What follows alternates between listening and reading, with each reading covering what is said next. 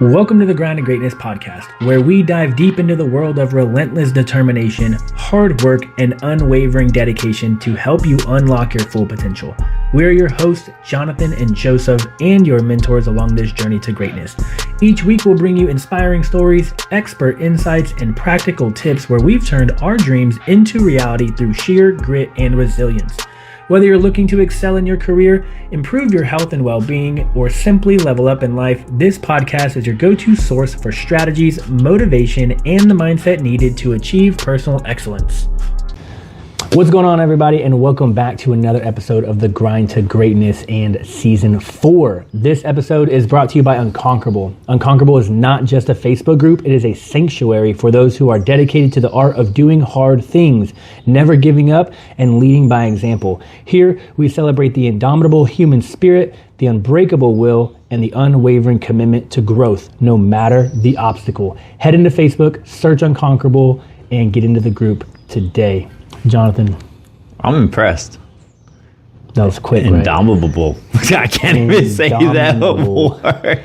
Indomitable. I was wondering, what script is he doing? This doesn't sound like Facts Over Fads. Indomitable. You said indomitable, and I'm like, whoa. We're on a mission this year. This season, I think is one of our toughest seasons we've had. The last two episodes were, again, hardcore, social media oriented. Get over your fucking feelings. How do you interact with social media? Are you a liability? So gotta start it off with Unconquerable, bro. No, absolutely. Definitely agree. Yeah. You need more people. You have like 2 people in there. Yeah. Because people are fucking scared. It's not my fault. Hey, real quick, speaking about Unconquerable, you hold challenges. I'm kind of curious. I heard you talk about the challenge. What kind of challenge do you do? Is it every single month you do a challenge, or is it bi-monthly? Yeah, everything is every month. We do a challenge. We did take some months off so we could focus on the Facts Over Fads challenge, but we pulled the Unconquerable members to do the challenge as well. So every month we do a challenge, and it's something that you have to do every single day. So the first challenge we did was a activity challenge, and you had to collect as many points as possible. So every day you had to do as much activity as possible, and you would submit points, pretty much based off of like 30 minutes. Like my program. You're trying to copy my program. No, you get points, right? You can do points. Yeah, point system. Yeah, weird. Yeah, okay, that's weird. Yeah. There's a point system to it. A point system so that we could track up the winner. Yeah. And then this month is wake up at 5 a.m. every day.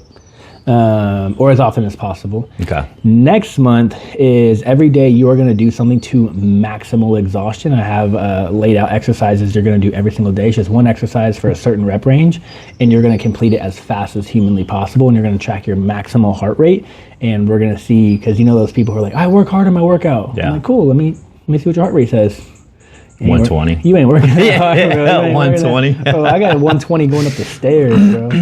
So so every month we do a challenge. So March is coming up, and I'm excited because it's gonna really test some people. It's gonna push you. It's gonna push me for sure. Oh, that's another thing. Someone asked me the other day, do you do the challenges? I'm like, yes. I'm not one of those coaches who sit back and fucking preach and don't do shit. So I do every challenge as best as possible, and I try to optimize my months based off of what we're doing for Unconquerable. Yeah.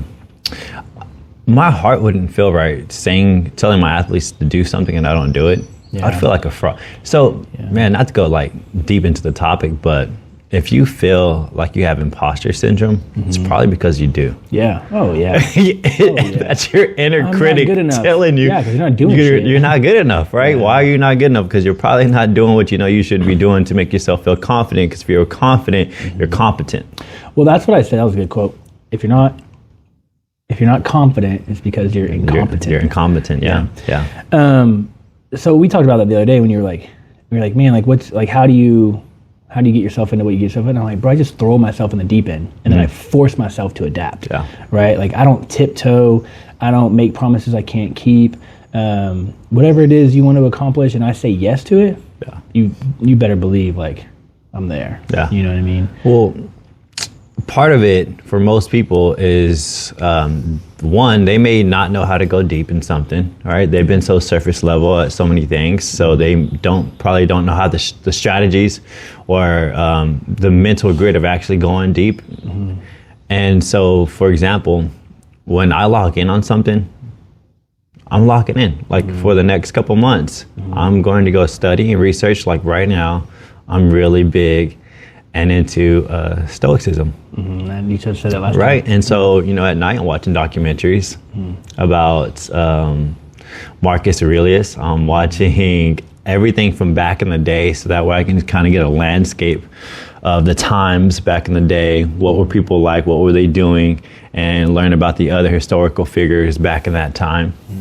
And so the next up is, who is it? Oh man, there's another guy that I need to go into, but I'm starting to just understand the whole form and art and study of that philosophy. And right now I'm incompetent, which is why I can barely speak about it. But 6 months from now, you better believe I'm gonna have some fucking information. But did you hear how far I said? I said 6 months from now, right? That's a long time. That's a long time, and just for studying something that I'm not getting any reward or certification, or there's no reward for it. Nobody actually gives a fuck how much I know about Stoicism. Yeah. So, but as long as it helps you understand the habit of men, I think that's just the problem. People want that reward, or people want to, like losing weight is cool because people can see you lose weight. But what if people couldn't see the progress? Right. Most people wouldn't fucking do it. Yeah. And you can't really measure self-development. There's like no real tangible result. It's just like, am I thinking differently? Am I more proactive throughout my day? But there's not like did the scale go down 10 pounds, you know? And that's why self-development is so hard. I had a conversation with a client yesterday who, she has some anxiety, she has some depression and stuff, and her psychiatrist or her psychologist said, oh, you need to stop your meal plans because that's increasing your stress. And you need to stop, worrying about food because it's increasing your stress. And I was like, imagine like how good you'll feel once you accomplish the goals you accomplish, once you lose the weight you're going to lose. That depression, that anxiety is going to go by the wayside. Now, if tracking and logging is causing you stress and it's like causing you to hyper focus in an unhealthy way, then let's make your meal plan so basic that you don't have to track it and log it. Let's remove all the crazy variables and let's just stick to the basics: protein, carb, veggie, fat, protein, carb, veggie, fat, not these complex snacks and recipes and stuff like that.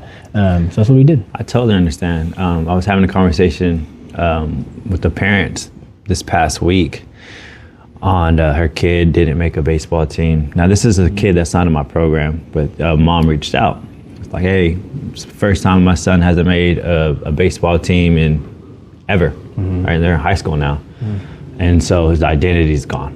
Right, that you've been this athlete for so long, and you no longer have that title. It's like gone, and so you aren't moving, you aren't motivated, and like trying to judge if a child is okay is really hard. Because they don't want to talk to you. Right, and then you have those outlier kids that they can communicate, but majority of the time, they don't want to talk to you, or they don't want to tell you the truth. They'll tell you, like, they'll say, you ask them how their day is, what are they going to say? Good.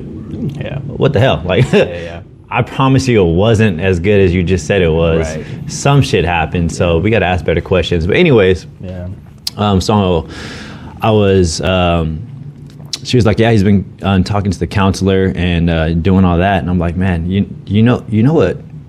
He's almost in that depressive state, because when you don't want to do anything, you're unmotivated, you're not moving, that's almost depression, right? You're just feeling sorry for yourself, you're soaking, you're hopeless in despair because there's no answers, right?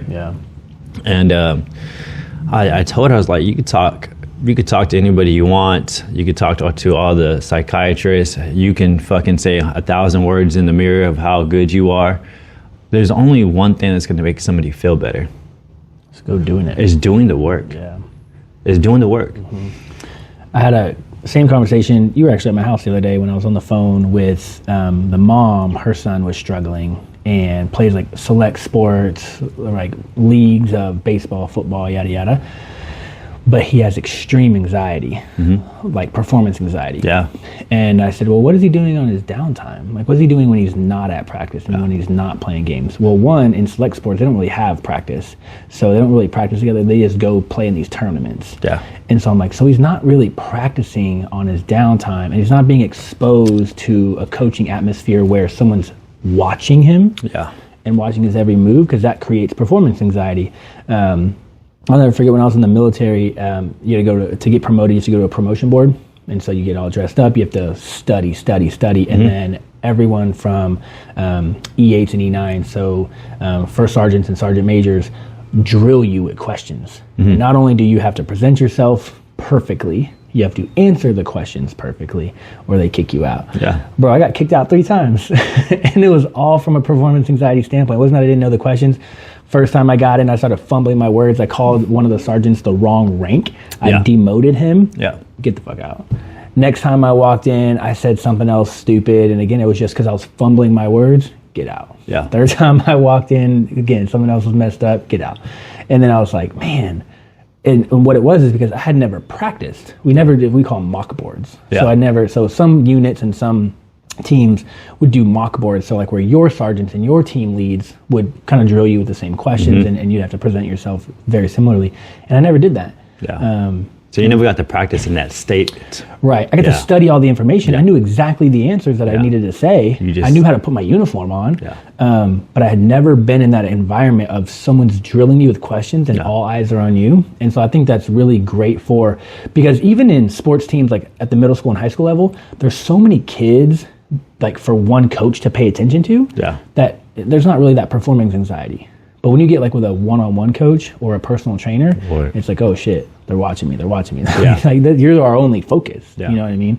So I was telling her like, hey, I mentioned your name. I was like, reach out to my buddy Jonathan and then my buddy Jim, because she's in San Antonio. I was like, but talk to your kid first. And I said, the one thing you don't need to do is make him feel like something's wrong. And make him feel like you got to go see a counselor. You need to go talk to someone about your feelings. Like, no, just get him around like-minded people, like-minded coaches, like-minded athletes. Put him in these group settings where he is performing every day, or damn near every day, with other people who are just like him. Exposure, because that's what we talked about in our program, is like, hey, you are going to have anxiety. You're supposed to feel this way. And you know what? You're supposed to miss 20 shots. All that is part of the practice. And so when we start re-engineering the way they think about failure and missed shots and anxiety, is no, I want this stuff, right? Because if you have anxiety now, cool, let's attack it. And let's just get better in it. And then eventually you start building that muscle. Everything's a muscle. And so like you said, once you get exposure to that high intensity of somebody drilling you, you start practicing in that environment.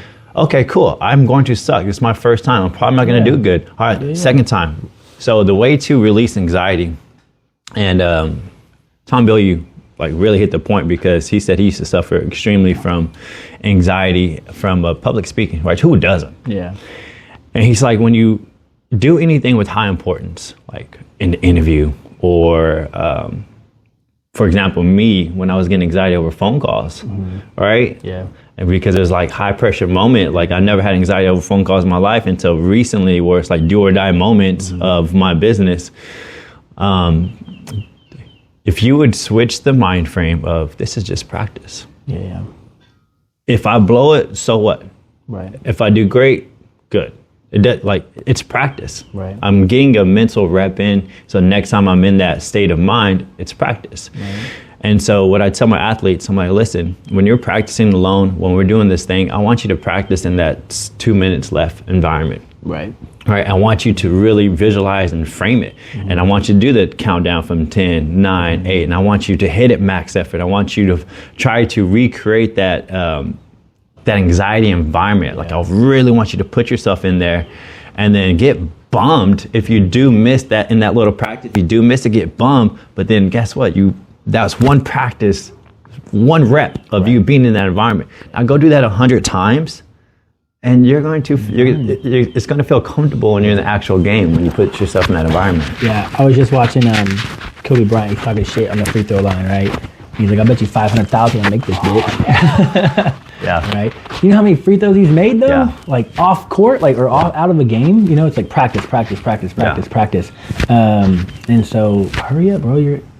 Oh yeah, that's right. Yeah. And so we used to do this cool thing when I was in football.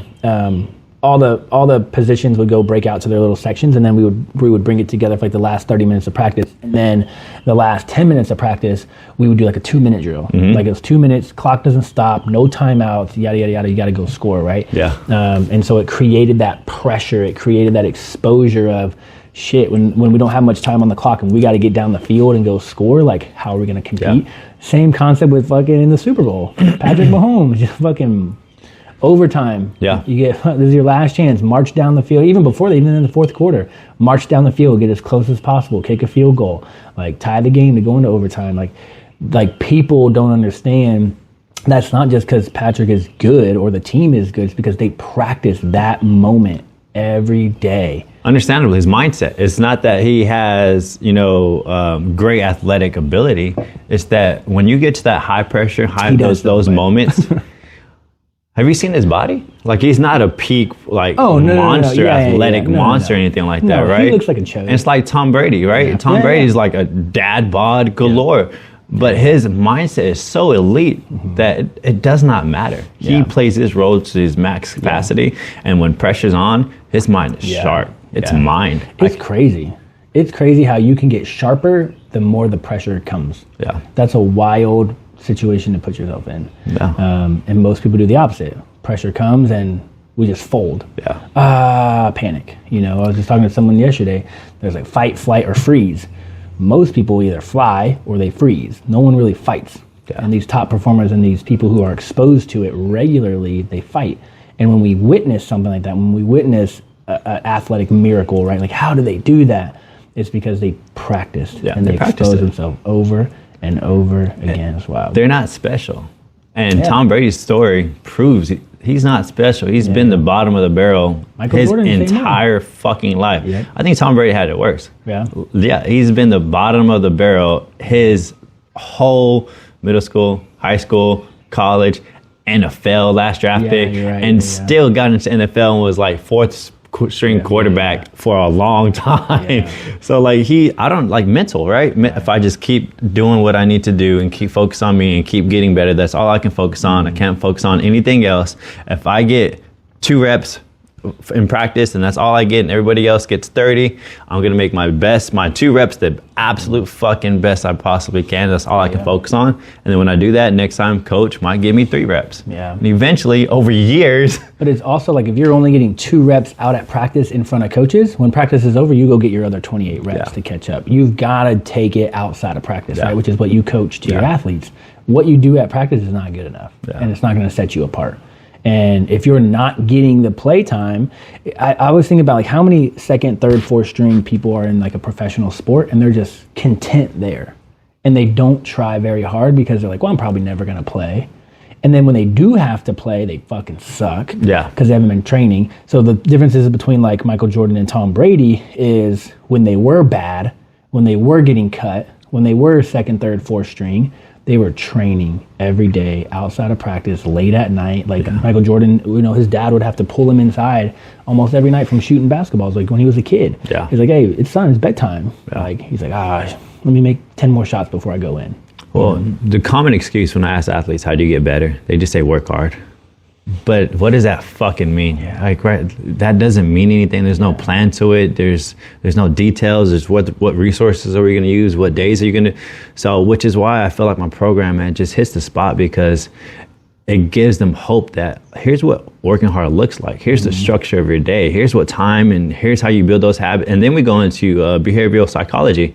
Is like, okay, step 1, as a kid, you don't know what plans look like, right? As an adult, you have an idea. I want to lose weight. Cool, here's the plan. But with kids that want to get better in their sport, they just I don't know, work harder in practice, right? I'm just going to lift more than you. I'm going to run faster than you. And that's not the case. And so 1, I got to expose them of the plan. So now like, oh shit, But that's as an adult, that's the easiest part is, I know what I got to do. But now I got to get these athletes into the aspect of, building the fucking habit and making it stick, which is where everyone falls off. And that's where like motivational interviewing comes into play. It's like you ask questions like, hey, what do you need to do? Oh, I need to work harder. Okay, what does that mean? Tell me what you think it means. And you almost like walk them down the path, but they're giving you all the answers, right? Oh, that's good. And so when they're like, it clicks, right? Same thing with like nutrition. People are like, I didn't do my best this week. I'm like, okay, like tell me about it. What didn't you do? What did you do good, right? Yeah. And I just let them walk themselves down the right answer. I noticed that. So yesterday I was at Joseph's house. I'm working in the office right next to him while he has phone calls literally from like 8 a.m. to 10 p.m. Pretty much. And with like minimal gaps in between. But I got to watch him and talk to his clients. And dude, you said like maybe out of a 30-minute conversation, you talked for like 1 minute. Yeah. Because you would ask great questions and you were getting them to talk and getting them to figure out the answers. You weren't just giving them the answers to, hey, X, Y, and Z, go do it, bye. What I noticed, and I was like, damn, fucking Joseph's really good at asking great questions that make them think and help them solve their own problems. Yeah. There's two questions I've been trying to push on to my coaches at Facts Over Fads that are like game changers.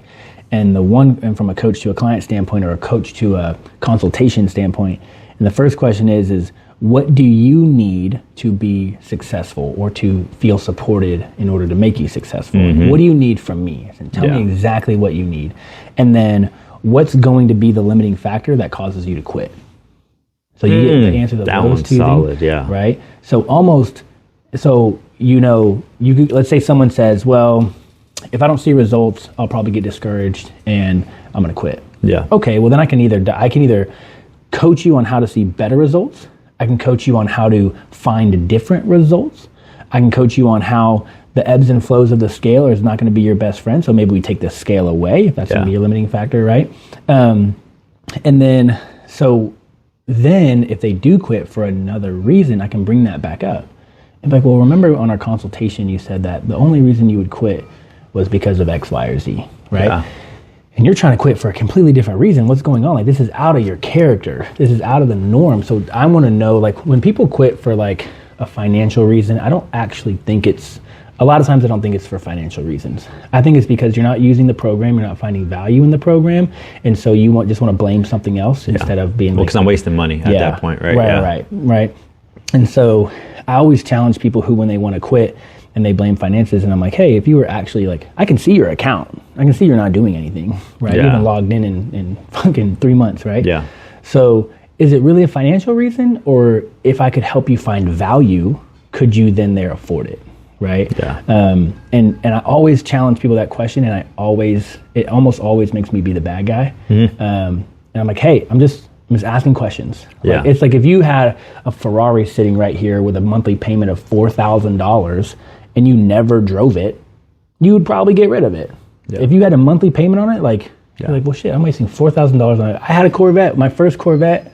You had a Corvette? I had a Corvette. I had a 2017 Grand Sport on top of a GMC Sierra. You were a kid, huh? How old are you? I was 25, 26. Yeah. I had three cars. Oh, fuck. And the Corvette was sitting in the garage, never being driven. You live with your mom? No, I owned a home, bro. Bro, I've been a baller for a long time, dog. This is nothing new to me, bro. I had a Corvette and a GMC Sierra, then I traded in the GMC Sierra for a Dodge Ram. And I wasn't driving the Corvette because when I would drive the Corvette, I would always want to wash it. I'd be like, oh shit, it's dirty, I gotta clean it. Yeah, and then 3 hours out of my day is gone. Yeah. And then I'd be like, fuck that, I'm just not gonna drive it. Yeah. And so here I am paying $1,100 a month on a Corvette to sit in the garage. And it's gonna sound stupid, but the girl I was dating at the time was like, why don't you just sell it? She's like, you literally never drive it. Yeah. And you're making a monthly payment for no reason. And I was like, shit, okay. If you were using it right, I would obviously justify the cost. Oh, I drive it every day. Yeah. So I'm going to keep it.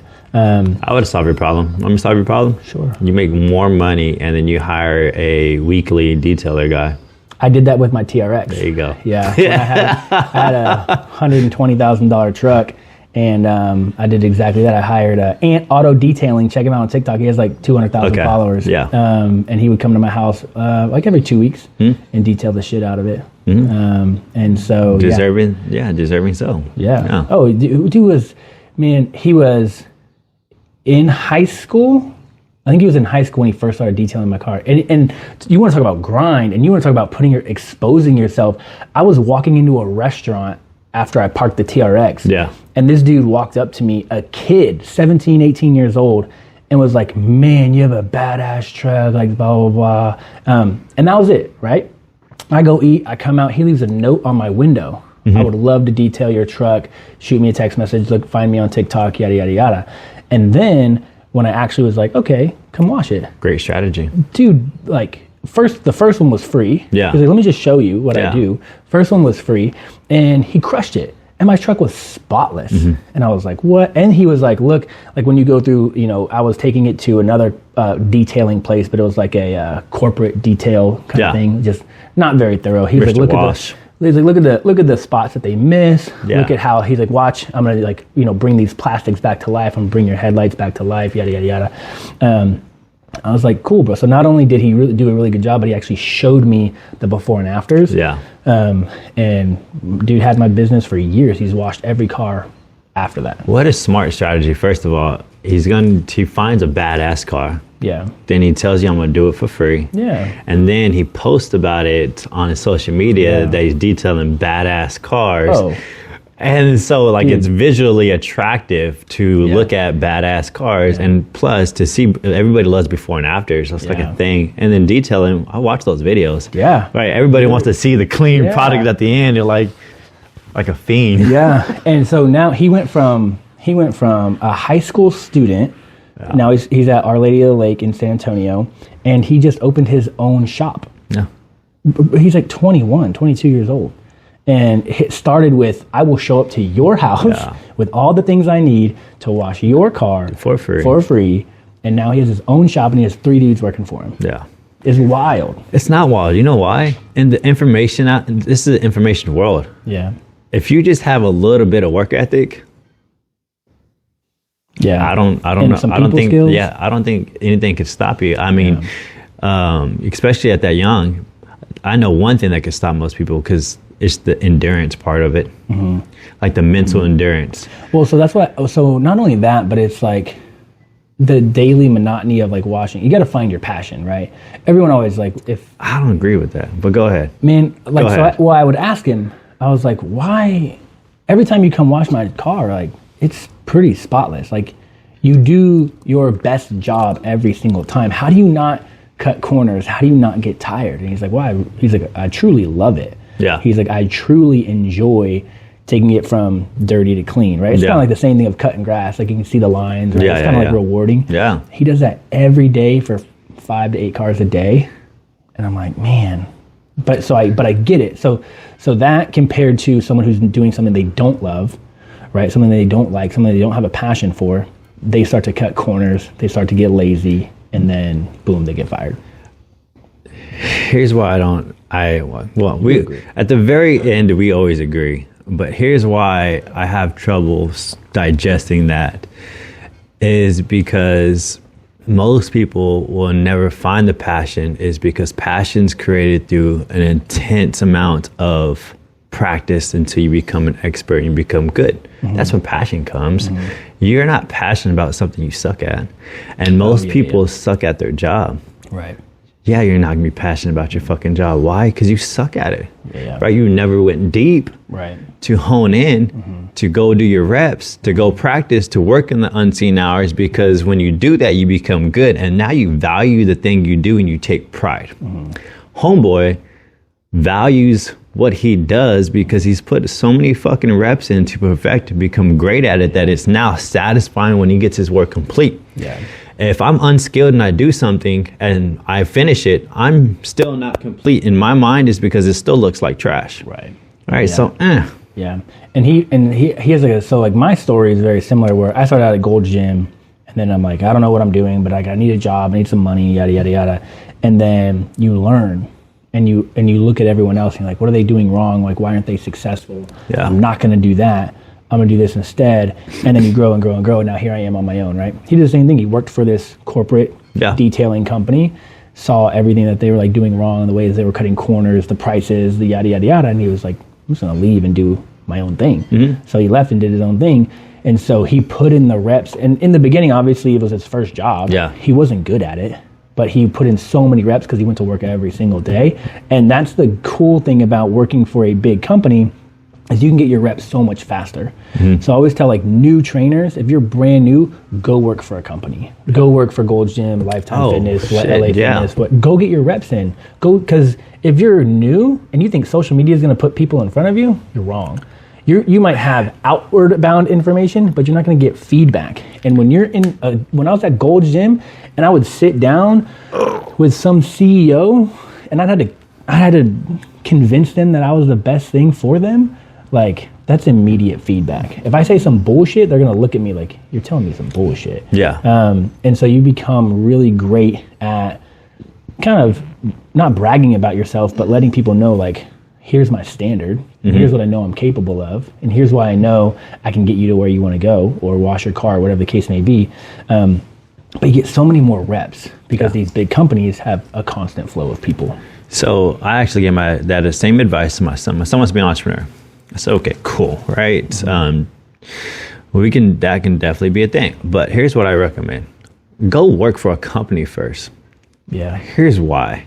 You need a reference point. Yeah. You need to know what the fuck this feels like to have a boss and how shitty it is sometimes. You need to go through that nastiness, but also most importantly, you need to go build skills and learn systems, because when you work for that company, guess what? It's a business. Yeah. You get to see what the business looks like, the systems, everything about it, how to operate your employees, how to actually build out, what's the inventory look like, what's the sales process look like, what do promotions look like. If you're off on your own, you have no reference point. So everything is super brand new that you're just like, oh, I don't know what I'm doing. Yeah, you don't know what you're doing. Duh, motherfucker, because you haven't been exposed. There's no reference points for you. Yeah. And so go build those skills, because you'll have a lot of reps in there. Yeah. You're going to show up for 8 hours a day, because most entrepreneurs, when they become entrepreneurs, they don't put 8 hours a day. No. They put like 1 or 2 and say they're overwhelmed and they're tired and they're doing everything to grow their business. And then when we ask you, well, let's track how many hours you worked, you don't want to do it. No. Because you're going to be embarrassed of like, oh, yeah, that's why I'm not growing. And again, I sent that email out about best coaches the other day. Like, coaching and training your clients does not mean your business is going to grow. Like, you have to have both paths. You have to do a great job coaching and servicing your clients, and another great job of getting leads, nurturing leads, sales, conversions, bettering yourself, self-development, time management, like all this shit. Because just because you're busy coaching clients doesn't mean you're going to always have clients. You have to go get new clients. Yeah. And so this is where, like, I think for an entrepreneur, it's super off topic, but you should have a higher price point and a lower price point, because your lower price point people are going to stay with you longer, and your higher price point people are going to be harder to replace when they quit. Yeah. So when someone cancels $200, $300, $400 a month, you're like, oh crap, I took kind of a big hit on that. It's going to take you longer to go find another person who can afford that, rather than $60, $70, $80 a month. People can probably trickle in a lot more and a lot faster. So I think you need both, which is why like a lot of these coaching mentorships, I don't agree that you should only have a high ticket item and that should be your primary focus, because value yourself. Like, okay, you will always struggle, because not many people, if you came to me right now and you're like, hey Joseph, pay me $300 a month for this, or pay me $400 a month, I'd be like, no, sorry. And so, I would definitely tell, well, this is why entrepreneurship is so hard. The game is so hard that 10% shouldn't, like 10% of the population really make it into the entrepreneurship world, and 90% are going to fucking fail. And I think it's even smaller than that. I think it's smaller than that. Yeah. But the reason why it's so ridiculously fucking hard is because at the very beginning, you have to wear all the hats. And you're only good at maybe one, which is why you wanted to start this thing, right? And that's probably working with giving that service, right? And so it's hard for this person to branch out and go do lead gen, go do sales, go do marketing, go learn leadership, go learn presentation, go learn speaking, because it's out of their wheelhouse. And anything that is new, you suck at. And once again, when you suck at it, you don't want to do it. Right. And so you have like 10 things that an entrepreneur needs that you don't want to do, which is why at the very beginning, there's sprinting. You have to sprint is because you are wearing all the hats and you have all these tools and all of them are not sharp. You have one sharp tool and that's actually maybe your coaching or maybe your service or maybe the product. If that. And then everything else is shitty. Yeah. And that's what, like, when I was at Gold Gym, we had the smartest dude in the room. He was the only guy with a master's degree in kinesiology, athletic medicine, kinesiology, exercise science. And he was a terrible coach, the worst. Couldn't communicate, couldn't give proper cues for his clients to figure it out. He knew exactly what he was doing. Yeah. He could tell you how to build the most muscle, how to get the strongest, and whatever the case may be. Could not get it to other people. Yeah. Could not let it flow. Yeah. And I would tell him all the time, like, man, like, you need to go do like research. Yeah. Like, go do something that doesn't involve other people. Yeah. And because you have to understand that entrepreneurialism is almost always a people business. Mm-hmm. You have to find your consumer and you have to be able to speak to them. And if you can't speak to them, then you're going to fail. Yeah. Until you get to a certain point where you have a sales team, obviously. Yeah. So well, then you grow and scale and you start hiring experts. And then that's when shit starts to get a little bit more fun. But you got to make money first. Yeah. And you can't make money if you're not skilled at all these other stuff. So it's so funny. I was talking to this girl and she said she wants to switch her job from what she's doing right now, which is something in legal, to being a deal manager. And I was like, what the hell is a deal manager? And she's like, she's an intermediary between someone who needs a product and someone who has the product. And she is the person who says, here's the deal, here's what you need, here's what they have, here's blah, blah, blah. And then she gets a kickback of whatever the sale is. Oh, yeah. So she sells like let's say like, you know, someone we both can connect on, CG and Salesforce. Mm-hmm. So someone's in the middle between CG and Salesforce and is kind of doing the deal, and CG settles for $2 million for a year contract. Yeah. Well, this person in the middle gets 10%, you know, of the deal. Yeah. And she was literally like, I can make like $300,000 a year. And I was like, what the fuck? Because instead of wearing all the hats, she's like, fuck it, I'm good at this thing right here, and I'm going to be part of here. Yeah. I think most entrepreneurs, that's where they should fall. Yeah. Right, because you only skilled at one or two things and you don't want to go learn these other skills, which you have to if you want to build your own business. Right. But if you just have those one or two skills that you know, man, this is what I rock with, then go partner with somebody, be that expert for them, because you're going to make a shit ton of money when you stay in your lane, which is why entrepreneurship is so fucking hard, is because you got to have the mental endurance to go build all these other skills, because you're going to suck for a very long time, but in the process of sucking and putting your reps in, they get sharp, but it takes a while. Oh yeah. But it takes so long to get sharp at all these skills, which is why people don't have the mental endurance, because you're going to get fucking clobbered and smashed for a very long time. Yep. I love it. Let's recap and put a bow in it. Key takeaways, I would say we talked about exposure. Expose yourself to the environment where you maybe be failing. Yeah. If you're failing at something, expose yourself to it more often, and put yourself under that pressure more often, because then it becomes second nature. Yep. It becomes, this is comfortable. Mm-hmm. You know, same thing with cold plunges. Gosh dang it, we always get off topic. Cold plunges. It was hard the first week. You do it every day for 3 years, it's no longer hard. Yeah. You now enjoy it. Yeah. You're losing the benefits of this is hard. Because you got good at it. Because you got good at it, right? So that's not a negative, but that's a neutral, I guess, evolvement of cold plunges. But that's a positive for tough situations. Yeah. Expose yourself over and over and over again to those tough situations, tough conversations, tough goals, tough journeys, over and over and over again, and then they will get easier, and then you will now succeed, as long as you don't give up. Yeah, and then make sure you have the environment that also exposes you that this is what we do.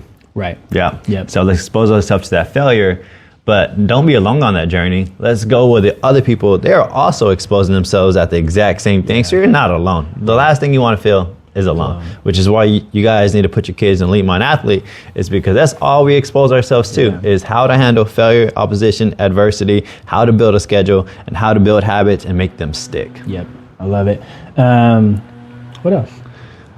We talked about entrepreneurship and the grind. I think it's all performance. It's, at the end of the day, it doesn't matter if it's sports, if it's business, if it's entrepreneurship, if it's in your marriage, it's fucking performance. Yeah. Right? You know, for best coaches, I give you guys content, resources, calls, recordings, documents, spreadsheets, yada, yada, yada.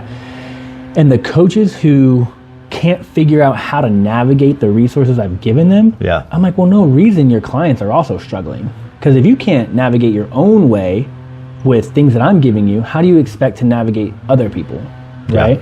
So being able to be like, okay, what do I need to do and get organized? Right? That's like the primary key. And I always like, if a coach is lost in the sauce, I guarantee you their clients are lost in the sauce. Yeah. I was gonna say, if you're not a good student yourself, then you can't expect your clients to be great students to you. It's because you're missing some things that you can't give them, which is why they're struggling. So you just have this line of struggle. Right? And that's your job to go figure out and go learn. But it's not for everyone, bro. Get out the game. Tell them the quote. Yeah, guys. So if you found this podcast helpful, right? If you got some nuggets out of it and you love talking about high performance and you want to grow in your life, in your marriage, in your finances, in your fitness, then I highly recommend that you share the show and you impact somebody else. And I'm going to leave you with that. Do us that favor and then go about your day. Go work, not to keep up, but go work to separate. Peace.